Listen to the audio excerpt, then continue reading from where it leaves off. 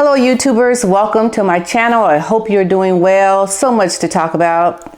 Let's talk about it.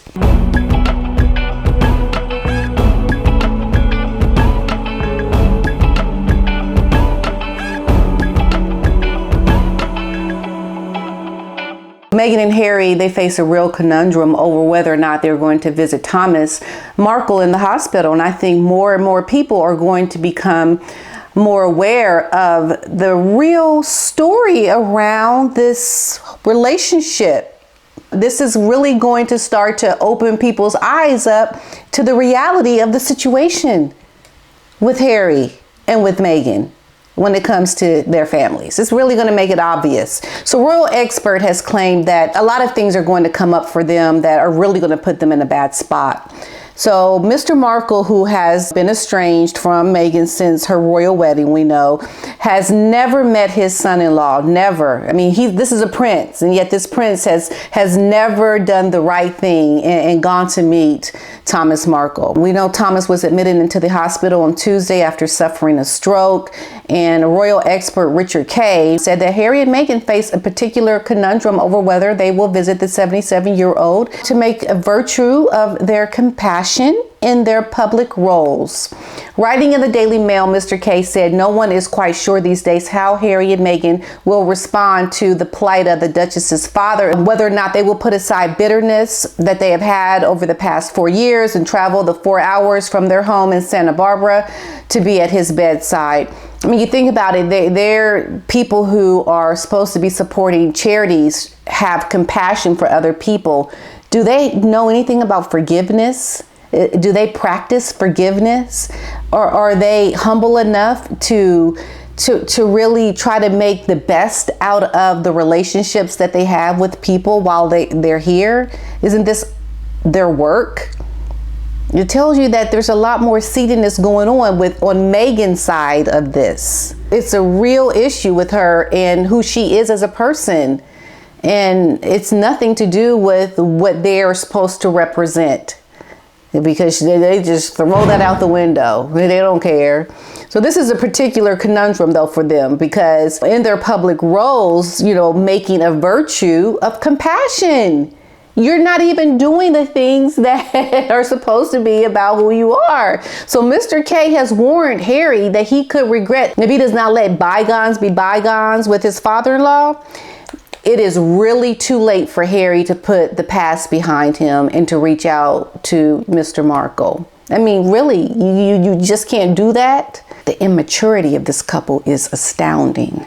He also went on to say that I don't think so, but if he does not, I fear he may come to regret it. Meghan has been estranged from her father since it emerged that he had staged paparazzi photographs ahead of their marriage in 2018. And if you watched my conversation with Thomas Markle, it was supposed to be just candid shots. He's only accused of trying to put himself in a good light, trying to give himself some basic decency about himself. That's all he's accused of, is trying to maintain dignity.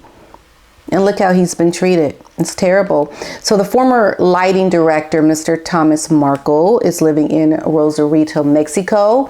And he was scheduled to walk Meghan down the aisle, but he pulled out citing his heart surgery, we know, at the last minute. So since then, he has hit out at Meghan and Harry in a series of interviews. And Mr. Markle's admission to the hospital comes just before he had been planning his trip to the UK for the Queen's Jubilee. Oh my goodness, just so sad about what has happened with Mr. Markle. So we had hoped that he would be able to meet the members of the royal family, but we also know that Lady C had some things planned for him. It was also possible that maybe he would have met his grandchildren while he was there.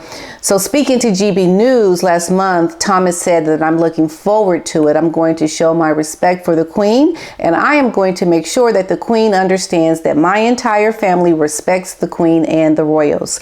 We admire them, and we want them to know that is how we feel about them, and that is how we feel about England. Samantha also gave an update about her dad. We know that he's doing better, he's in good spirits, but it still hurts Samantha to talk about it because he's been through so much. He's been through these 2 heart attacks, a pandemic, And I don't think he saw it coming. I'm just so thankful, she went on to say, that she's so thankful to God that she had called him when she did, because he was slurring his speech. He couldn't talk.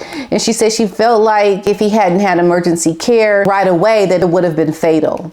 And she goes on to say that she feels really blessed that he is getting some of his strength back. And it is going to take several months, about 6 months to about a year, for him to get back his speech.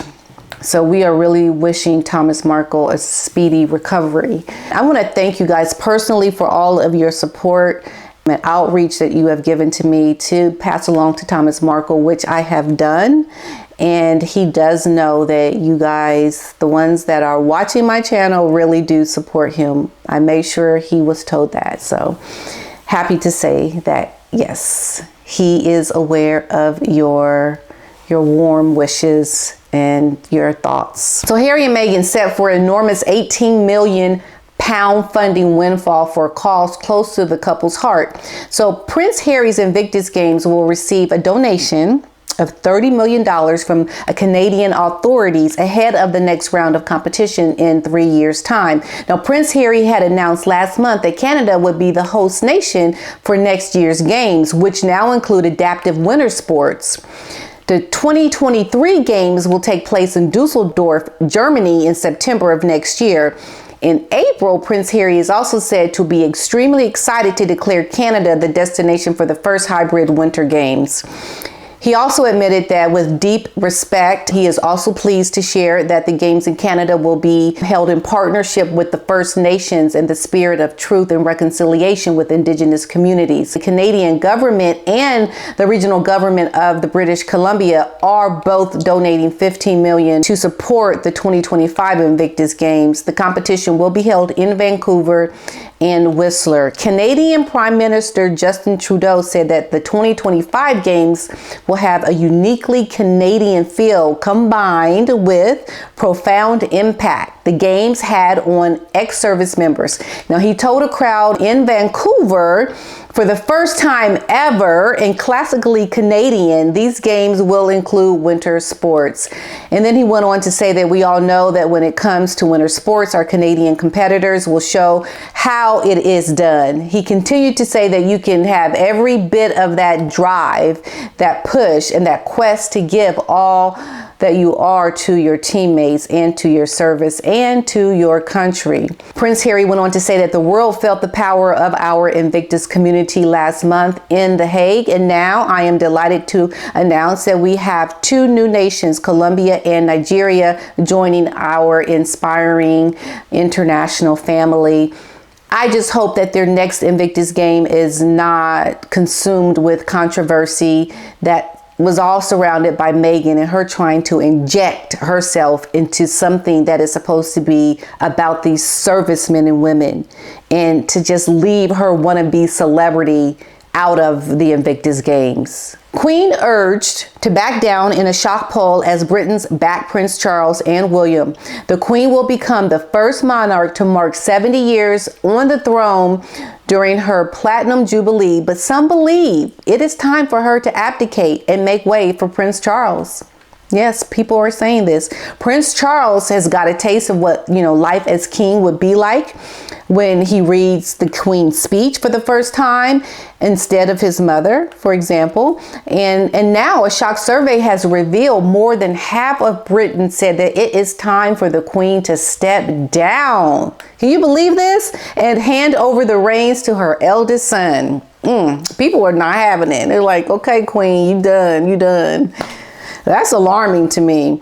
But new research was carried out by this survey platform, One Pulse, and it showed that out of a sample of 865 people, 54.57% said it was time for the Queen, who has been suffering with mobility issues. It is time for her to abdicate and to hand over the responsibilities to Prince of Wales, Charles. While Prince Charles is said to be desperate to become king of the United Kingdom, research found that 64.74% of people said that he should allow the line of succession to skip a generation and go to the Duke of Cambridge.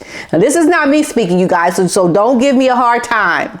I know I've said some things like this in the past, but you know, I'm just letting the people who it matters for, the Brits, you guys decide. You decide. I'll leave my 2 cents out of it. They went on to say that when asked who would make the better king in 2022, Charles or William, in an overwhelming 73% said the Duke of Cambridge in a survey carried out between May 10th and June 30th. Now, the Queen has been scaling back her responsibilities in recent months, as we know she has suffered continued mobility issues.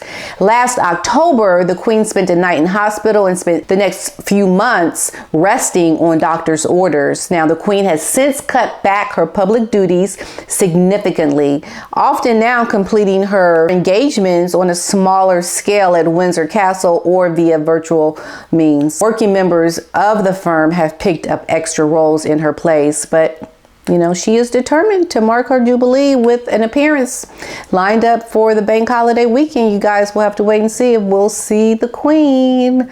I'm hoping we will. Brits share what they would do if they were monarch for a day. I know what I would do. I think you guys know. So, like, to tackle climate change, for example, Brits have revealed what they would do if they were monarch for a day, including to ensure that no one is homeless, tackle climate change, and move to a 4-day working week for all people. That's a good one. I would definitely do that. So a study of 2,000 adults found that 4 in 10 think they do a good job as king or queen, even if only for 24 hours.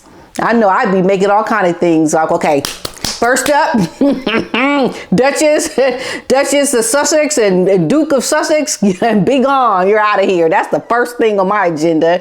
And then we're going to tackle these other things, okay? But that's really the main priority for me.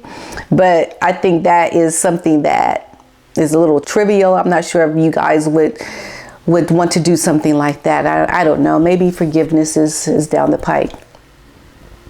I don't think so. I do not think so. But moving on, other decrees would include a knighthood for Marcus Rashford and cementing the nation's love for fish and chips by making it the national dish. And in my opinion, it is, because when I think of fish and chips, that's what I think of. The Great Britain, the way they make fish and chips. It's so delicious, so good. I think it is already. I mean, I would think it would almost have to be like a national holiday dish, or national dish of the country. They're known for that. Yes, we're going to just say it is. At least I am. At least it feels that way to me anyway. But commissioned by Lloyds Bank to celebrate the Platinum Jubilee, the research found that over 52% of Brits are excited about the Queen's forthcoming celebrations. The study also found those polled would plant more trees if they ruled for 24 hours, in addition to making electric vehicles cheaper and introducing more bank holidays. Yes, how about a bank holiday like every week? 4-day work week, a bank holiday every Friday, and then the weekend. Yeah, that sounds good. The bank and a partner of Her Majesty's Platinum Jubilee pageant also identified what those polled considered to be the biggest changes in banking during the Queen's reign. Joe Harris, managing director of Lloyds Bank, said that over the course of the Queen's reign, the changes across all aspects of life, including our finances, have been significant. Here are the top things that Brits would do if king or queen for the day. Ensure no one is homeless. Tackle climate change, a 4-day work week. Make school meals free for everyone. Give all rescue dogs a home. Plant more trees, make electric vehicles cheaper. More bank holidays, make all parks free. Wait a minute, aren't parks free? How can you charge for a park? Y'all pay for parks in Britain? Okay, that's new to me. Implement free public Wi-Fi. And get rid of the Duke and the Duchess of Sussex. Get rid of them. Yes, I threw in that last one, of course. But that's the top 10. I hope you guys enjoyed this video. I will see you in the next one. Bye-bye.